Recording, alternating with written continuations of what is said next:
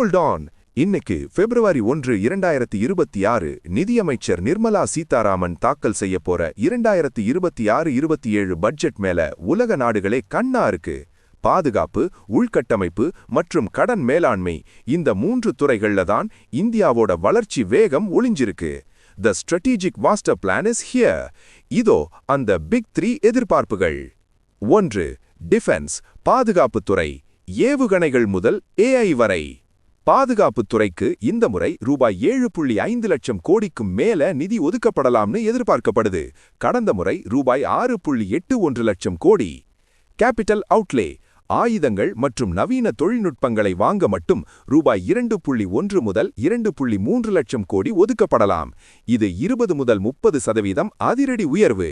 Drone சக்தி mission, drone தயாரிப்புக்கு மட்டும் ரூபாய் 10,000 கோடி மதிப்பிலான இன்சென்டிவ் திட்டங்கள் வர வாய்ப்பிருக்கு.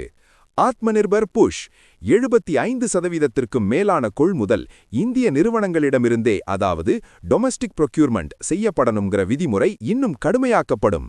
India is the new global arms hub. 2. Infrastructure, உள்கட்டமைப்பு, ரூபாய் 13 லட்சம் கோடி மெகா பிளான். இந்தியாவோட உள்கட்டமைப்பு தான் பொருளாதாரத்தோட இன்ஜின்.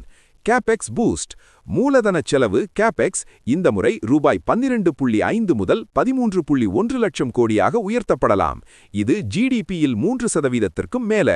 லாஜிஸ்டிக்ஸ் அண்ட் ரயில், கவாச் 4.0 ரயில் பாதுகாப்பு வசதிகள் மற்றும் அதிவேக சரக்கு வழித்தடங்களுக்கு டெடிகேட்டட் ஃப்ரைட் காரிடார்ஸ்களுக்கு கூடுதல் நிதி வரும். அர்பன் 2.0, டயர் 2 மற்றும் டயர் 3 நகரங்களை மேம்படுத்த அர்பன் சேலஞ்ச் ஃபண்ட் மூலமா மெகா சிட்டி ப்ராஜெக்ட்கள் தொடங்கப்படலாம். 3. டெட் அண்ட் ஃபிஸ்கல் டெபிசிட், கடன் மற்றும் நிதி பற்றாக்குறை, அந்த 4.3% இலக்கு.